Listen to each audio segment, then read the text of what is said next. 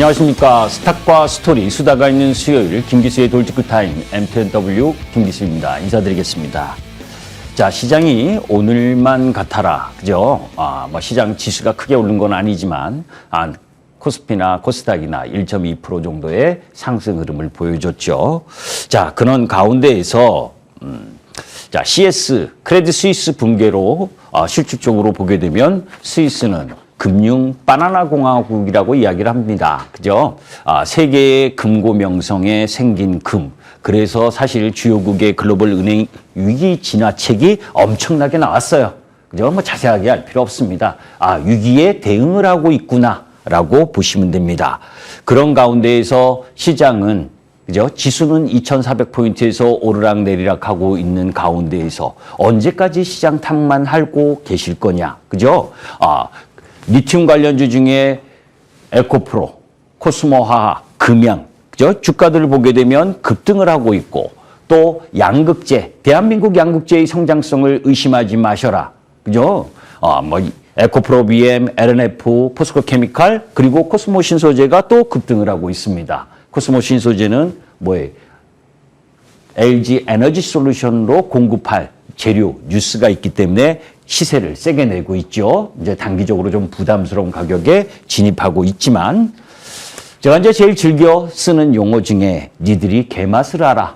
광고 멘트입니다. 카피였습니다. 그죠?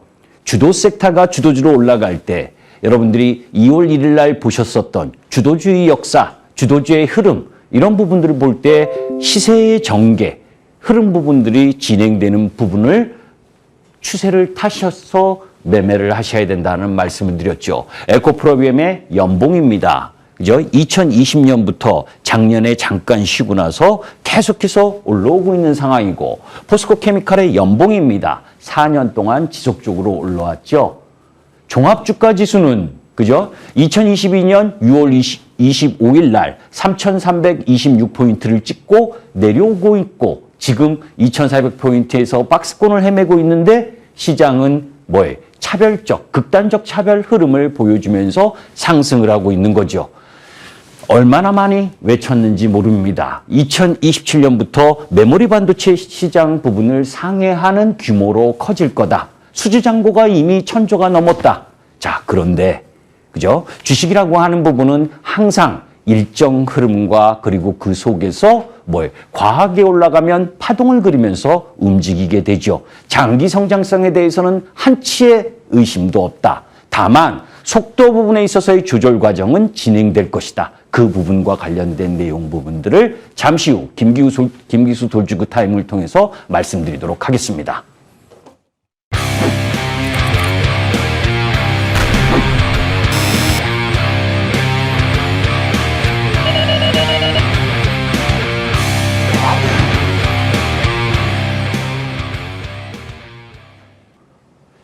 자, 내일 새벽 3시에, 그죠? 우리나라 시간으로 FOMC에서 금리 결정을 합니다. 그죠? 패디 딜레마, 지난주에 이미 말씀을 드렸죠. 대신증권 리서치센터에서 이야기한 부분은 금리 동결 확률과 그리고 또 금리 인상 확률, 그리고 0.25bp 인상 확률, 그리고 50bp 인상 확률 중에 25bp 금리 인상 확률을 높게 보고 있습니다. 미국 시장도 마찬가지입니다. 저도 25bp 인상해야 된다라고 봅니다. 금융 안정화를 위해서 그죠? 동결을 하고 있고 일론 머스크 같은 경우에는 인하라고 이야기를 하게 되는데 행여나 동결이나 인하 이야기가 나오면 잠시 그죠?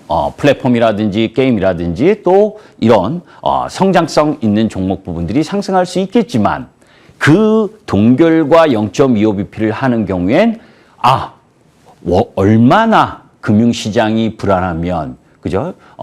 동결과 인하를 하느냐라고 반대적으로 생각할 수 있기 때문에 그 부담을 논외로 하는 것이 좋다. 그래서 정상적이라면 지난번 파월이 0.5bp 인상 가능성에 대한 언급을 했지만 지금은 이 금융 불안 때문에 0.25bp 정도를 인상하는 흐름, 그래야 시장 부분이 안정을 찾고 상승 흐름을 갖고 갈 수 있다라고 보시면 됩니다.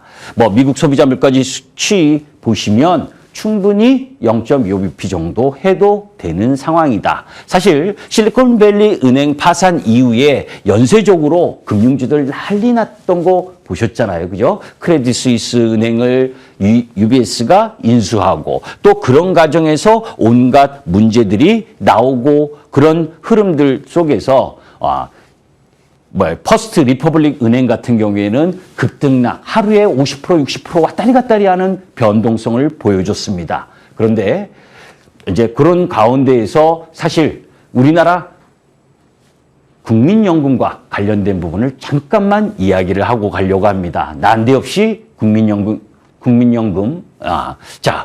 국민연금이 국내 주식의 비중을 계속 내리고 있습니다. 그죠? 2020년부터 시작을 해서 2021년 지금 125조까지 규모를 자꾸 줄이고 있죠. 채권은 뭐 비슷한 흐름을 보여주고 있고 또 그런 가운데에서 해외 주식 부분에 있어서는 오히려 작년만 빼고는 늘리고 있고 그리고 해외 채권도 늘리고 있는 상황입니다. 그런 가운데에서 물려도 이렇게 물리나 그죠?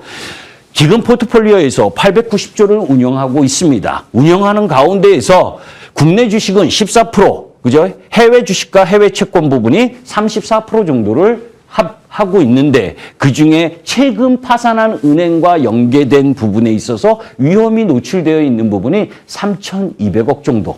물론 이 크레딧 스위스 채권 1,459억은 대부분 선순위채이기 때문에 피해가 없다라고 국민연금이 이야기를 합니다. 그런데 제가 여기서 이야기하고 싶은 부분은 이런 부분입니다. 여러분들의 노후 자금을 운영하고 있는 국민연금이 그죠? 더 많은 수익을 내서 우리 노후 자금을 잘 해줬으면 좋겠는데, 그죠? 이런 피해와 관련된 부분에 노출됐다는 건 해외 투자를 하니까 당연히 노출될 수 있는 부분이기도 하지만 그 중에 제가 우리 일반 투자가들에게 항상 강조드리는 게 있어요. 국내 주식을 투자하는 데 있어서도 투자를 제대로 못 하시면서 그죠? 해외 투자, 해외 기업만 좋다라고 맹목적으로 하게 되면 오히려 득보다 실이 많을 수 있다. 국민연금도 그걸 좀 보여줘야 되지 않겠습니까? 그죠? 대한민국의 잘 나가는 섹터와 그리고 글로벌 시장에서 경쟁력을 갖고 이길 수 있는 기업에 투자를 해주는 것 역시 국민연금이 해야 될 몫이라고 생각하기 때문에 이 부분을 잠시 언급드렸습니다. 자, 그런 가운데 이 실리콘밸리 은행과 리만 브라더스 2008년 부분 금융 불안과 관련된 부분을 아주 간단히 이야기를 할게요. 여러분들 지치셨을 겁니다. 그죠? 실리콘밸리 은행과 관련돼서 계속해서 은행주들, 금융주들 이야기, 채권 관련 이야기 저도 채권 잘 몰라요. 그런데 제가 하는 부분은 이 부분입니다. 2008년 리만 브라더스를 저는 온몸으로 경험해봤고 그 53% 떨어지는 급락장에서 수익을 내봤기 때문에 그때 위기와 지금 위기를 정확하게 비교를 할 수가 있습니다. 지금의 위기는 금융 불안에 있어서의 진짜 위기는 유동성의 위기입니다. 2008년 리만 브라더스는 부동산에 의한 신용의 위험이었어요. 그걸 아주 쉽게 설명을 드리면 이렇습니다. 김 기수가 그죠? 지금 5천만 원이 필요합니다. 그런데 5천만 원을 단독에 예금에 없습니다. 그래서 카메라맨님하고 PD님한테 빌리는데 그분들도 돈이 없기 때문에 단박에 저한테 줄 수가 없어요. 이게 유동성의 위기입니다. 그죠? 그런데 제가 시간만 이틀이고 3일이고 준다면 은행 가서 대출을 받든지 그죠? 집을 담보받아서 대출을 받든지 아니면 지인한테 빌리든지 그렇게 해서 빌릴 수 있다면 그걸조차 빌릴 수 없다면 그게 신용위험인 겁니다. 그러니까 단지 급한 자금에 있어서의 유동성 위기를 너무 확대 해석하지 말아라. 2008년 리만 브라더스 사태 같은 현상은 절대 없습니다. 다만 여기서 이제 봐야 될 부분이 미국의 지방은행들의 문제는 전체 미국 은행의 작은 부분에 있어서 50% 정도를 담당을 하고 있습니다. 그러면 이런 상황 속에서 결국 패드는 자산을 풀게 되는 거고 은행 부분들에 있어서는 위축이 되기 때문에 기업의 대출 부분이 까다로워지겠지요. 가계대출도 마찬가지고. 그래서 은행이 제때 기업들에게 대출을 해주지 않으면 기업이 투자할 수 없는 상황. 그래서 경기 민감 섹터 부분에 일정 정도 영향을 미치는 겁니다. 그래서 전체적으로 보면 경기 민감주가 약한 거죠. 그죠? 자, 그것을 이해하실 필요가 있다. 제가 많이 오른 종목은 비싸다는 편견을 갖지 마시라고 2월 15일 날 에코프로 이야기를 했었던 거 기억하실 거예요. 기억하시라고 보여드리는 겁니다. 자, 그런 가운데에서 지난주 금요일 날 에코프로 압수수색, 그죠? 뭐 난리가 났었잖아요, 사실.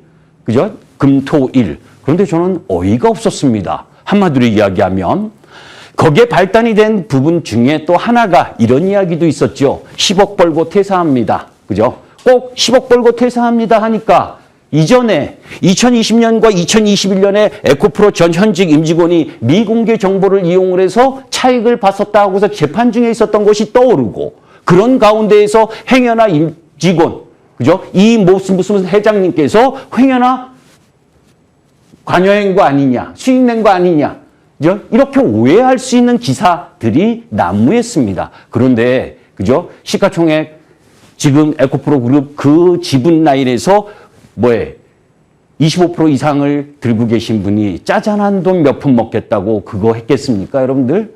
물론 우리가 주식을 하다 보면 내부자 정보 이용할 수 있습니다. 그죠? 임직원이기 때문에 어떤 수주공시나 이런 부분이 나오게 되면 매수하고 싶은 욕구, 관련 있는 사람이 있겠죠. 그런데 그 부분이 이 섹터의 성장과 그리고 그 기업의 성장 부분을 가로막는 요소는 안 된다는 겁니다. 자, 거기에서 우리가 하나 살펴볼 필요가 있습니다. 자, 레인보우 로보틱스. 여러분들 1월에서 1월달 테마에서 가장 확실한 부분이 로봇, 그리고 AI, 그리고 우주항공. 이쪽 부분이 시세의 선도였죠. 그중에 레인보우 로보틱스의 일봉 모습입니다. 그죠? 레인보우가 25,000원에서 13만 원까지, 3만 원에서 13만 원까지 왔으니까 얼마 왔습니까? 400% 이상 급등했습니다. 그 회사의 실적을 한번 볼까요? 매출이 2021년에 90억이고 영업이익이 10억입니다. 2022년 작년도에 136억 매출에 영업이익이 13억입니다. 올해 230억 매출에 50억 정도를 예상을 하고 있어요. 그런데 시가총액이 2조 5천억입니다. 그죠? 여러분들 에코프로와 비교해서 어느 실적 부분 라인 부분이 더 규모가 크고 좋은 겁니까? 그죠? 자, 많이 급등한 것이 부담스럽다면 조사하러 들어가셔야 되겠네요. 우리 금융감독원에서. 그죠? 오픈엣지 테크놀로지, AI 관련주들입니다. 셀바스 AI를 비롯해서 시세 선도하고 했었던 부분이 1월, 2월 시세죠. 이 역시 7,000원에서 27,000원까지 급등을 했습니다. 4배, 400배, 400% 이상의 수익이 났죠. 이 역시 2021년, 2022년 매출 규모 작고 영업이익 적자입니다. 그런데 시가총액이 5천억입니다. 자, 그런 가운데에서 에코프로 일봉 오늘까지도 또 올랐죠. 그죠? 그 작전 흐름 부분, 내부자 거래 정보를 딛고 47만 2천 원에서 한 45만 원 라인 부분에서 오늘 종가를 마감을 했는데, 자, 다시 한번 아까 부분과 비교를 하는 겁니다. 2021년에 매출이 1조 4,800억, 영업이익이 1,150억이었습니다. 작년에 매출이 5조 3천억, 그죠? 거의 4조가 늘었어요. 1년 만에 매출이, 그리고 영업이익이 3,800억. 올해 예상이 7조 정도의 매출과 영업이익이 8,300억. 그런데 시가총액은 11조 6천억. 비싸냐 안 비싸냐를 잠시 후에 보도록 하겠습니다. 자, 이동채 회장의 특수관계인 부분에서 에코프로 지주회사, 그리고 에코프로 이노베이션, 리튬 화합물 쪽, 그죠? 여러분들 리튬이 얼마나 중요한지 아시잖아요, 그죠? 거기에 에코프로 머티리얼즈, 양극재, 전극재, 그리고 하이니켈 양극재, 에코프로 BM, 이 지분 라인들을 다 보유하고 수직 계열화를 이룬 기업입니다. 잠깐 다시 한번 상기하세요. 2023년에 7조 매출에 영업이익 8,300억인데 시가총액이 11조 6천억. 많이 내린 종목은 싸다는 편견을 갖지 마시라고 했었던 카카오. 그죠? 2020년에 매출 4조 1천억, 영업이익이 4,559억. 자, 2023년에 매출 8조 2천억, 영업이익 7,600억을 예상을 합니다. 아까 에코프로가 매출이 올해 7조, 영업이익이 8,100억 정도를 예상한다 그랬죠. 매출은 1조 정도 에코프로가 적지만 영업이익은 더 늘죠. 자, 그러면 카카오의 이 당시 이야기했었던, 그죠? 그 라인에서의 주가 흐름, 이 노란색이네요. 그죠? 이 노란색에서 지금 보니까 조금 뭐 반등할 만하네요. 그죠? 한 10% 정도는 반등이 들어올 수 있는데 무슨 얘기를 하냐면 비슷한 규모의 매출과 영업이익 지금 올해 그런데 카카오의 시가총액은 28조입니다. 그러면 6만 원에 내려와 있는 카카오가 아직도 시가총액이 28조인데 얘가 17만 6천 원을 찍었었던 최고점 라인 그때는 이것보다 시가총액이 3배 정도 더 높았었잖아요. 80조였습니다. 그죠? 매출과 영업이익 단을 비교하면 에코프로가 절대 비싼 게 아니잖아요. 자, 우리가 금감원에서 급등한 부분을 조사를 하는 것도 중요하지만, 그죠? 자회사, 카카오페이, 카카오게임 해서 자회사 쪼개기 하면서, 그죠? 엄청난 수익을 거뒀고, 그 당시에 그렇게 급등했었던 종목이 이렇게 하락했다면 이것 또한 조사해야 되지 않겠습니까? 그죠? 그리고 그런 가운데에서 작년에 연봉, 대표이사의 연봉, 그렇게 개인 투자가들을 박살낸 카카오 대표는 2명이었었죠. 이름은 이야기 안 하겠습니다. 작년에 우리나라 대표이사 연봉 킹입니다. 300억씩 받아갔다 그러죠. 그죠? 말이 됩니까, 여러분들? 그죠? 이재용 회장은 6년 동안 무보수로 일하고 있는데 그 규모 큰 삼성전자의 이재용 회장은, 그죠? 자, 이런 부분들을 봐서 지금 납득이 가지 않는 부분이다. 올라간 이유가 광물, IRA, CRA와 연관돼 있고 그중에 가장 핵심인 리튬을 확보하고 수직 계열화를 하고 있는 에코프로였다는 겁니다. 지금 여러분들 에코프로 막 사셔라 이런 뜻 아니에요. 조사를 해도 어떤 부분을 가지고 뉴스를 바라보는 관점을 갖더라도 명확하게 봐야 되고 지금은 지난주에도 말씀드렸지만 선수들 영역에 들어가 있다. 주가가. 장기 투자가가 아니라면 단기 투자로 접근하는 부분에 있어서는 확실한 가이드라인을 갖고 접근을 해야 된다라고 보시면 됩니다. 자, 2월에 전기차 판매량을 보시면 미국 엄청난 호조, 포드도 엄청나게 증가하고 있고 어제 무디스가 테슬라 투자 등급 상향 그리고 중국에서의 판매 호조 이런 부분들 함께 맥을 같이 하면 미국 내에서의 전기차가 잘 팔리고 있고 독일 역시 잘 팔리고 있는 상황, 유럽 안정화 전기차 그리고 중국 역시 친환경차 판매가 증가하고 있는 부분 춘절 때문에 잠깐 유축된 거 올라온 이유가 분명하다는 거죠. 자, 시간이 없습니다. 또 자, 3월 1일에서 20일 수출 부분입니다. 지난번에도 1일에서 10일 거의 내용이 비슷해요. 그죠? 거의 비슷하다. 뭐가 비슷하냐? 반도체 수출 안 되고 있고 그 속에서 승용차, 그죠? 승용차는 69.6% 증가하고 있다. 그 승용차의 전기차 다 포함해서 그만큼 잘 나가고 있다는 거죠. 수출에 답이 보인다라는 말씀을 드렸었죠. 자, 코스피 지수 변경과 관련돼서 6월 8일 거기에 또 수급의 메시지를 준 게 금양, 그죠? 845억 정도 들어올 수 있고 코스모화학 620억 정도 들어올 수 있는 부분. 반대로 올라가는 이런 수급 부분보다 편출되는 종목과 관련돼서 여러분들이 주의해야 됩니다. 그죠? 화승엔터프라이즈나 K카 이런 수급적인 부분도 여러분들이 보시면 되고 율천화학과 보령은 그 시가총액의 변동에 따라서 변경될 수 있는 부분이니까 요거는 여러분들이 캡처하셨다가 보셨으면 좋겠고 자 그런 가운데에서 탄소 중립 기후 적응 녹색 성장에 5년간 90조 원을 투자한다. 그죠? 이 이야기는 뭐냐면 우리가 요걸 보시면서 이야기하죠. 광주 50년 만에 가뭄에 비명 지르고 있답니다. 그죠? 자, 때문에 지금 우리나라도 이 기후위기가 현실로 다가오고 있다는 거예요. 5월까지 비가 안 내리면, 그죠? 이 여수 산단에 있는 LG 화학, GS 칼텍스, 롯데케미칼 화학 업체들이 주로 있는데 거기에 200여 개의 업체가 있습니다. 그죠? 물을 사용하지 못하면 공장 정지될 수 있는 부담도 안고 있어요. 제발 비와라. 그죠? 이런 흐름들 속에서 탄소 중립이나 기후 연관 부분에 5년간 90조 원을 투자한다라고 하는 부분도 여러분들이 관심 있게 지켜볼 필요가 있다.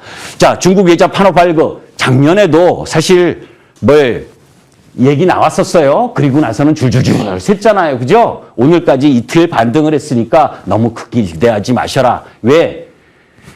발급했다고, 그죠? 한한령 해제하고 막 좋다라고 저는 보지 않습니다. 지금 미중 관계나 우리나라 중간에 끼인 관계를 봐서 그렇게 풀릴 수가 없고 약 한 번 뿌린 거 가지고 헉 하시면 안 된다. 그죠? 그리고 중국 역시 게임 시장 자체가 줄어들고 있습니다. 우리나라나 중국이나 인구 계속 감소하고 경제활동 참여 인구 줄어들고 있고 그런 가운데 게임하는 인구도 줄어들고 있고 중국 역시 이전에 게임은 아편이라고 하면서 게임할 수 있는 시간을 줄여놨고 너무 큰 기대하지 마세요. 로또를 사십시오. 자, 산업첨단 로봇 규제혁신 기업 설명회와 관련된 부분, 이건 로봇 관련주 아까 설명드렸죠? 로봇 관련주 중에서 올라왔었던 유일 로보틱스나 SPG 이쪽 정도가 시세 좀 남아있고 먼저 올라서 삼성이 투자했다 레인보우 로보틱스부터 시작을 해서 이쪽 라인은 단기 부분에 있어서 전문 흐름을 갖고 가지 않는 분이라면 실적 시즌이 다가올수록 부담이 될 수 있다는 부분, 그러니까 올라갈 때마다 찰실하는 것이 낫다라는 말씀을 드리고 삼성, SK 중국 신설을 막혔다.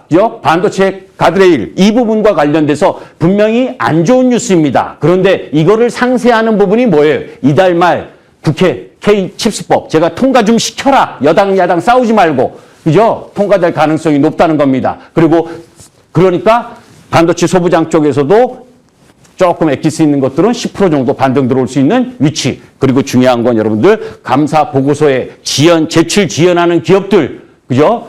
3월 말 이후 이거 될 수 있는 폐지되고 관리 종목 갈 수 있는 종목이 있으니까 유의하시고 시간이 다 돼서 죄송합니다. 더워.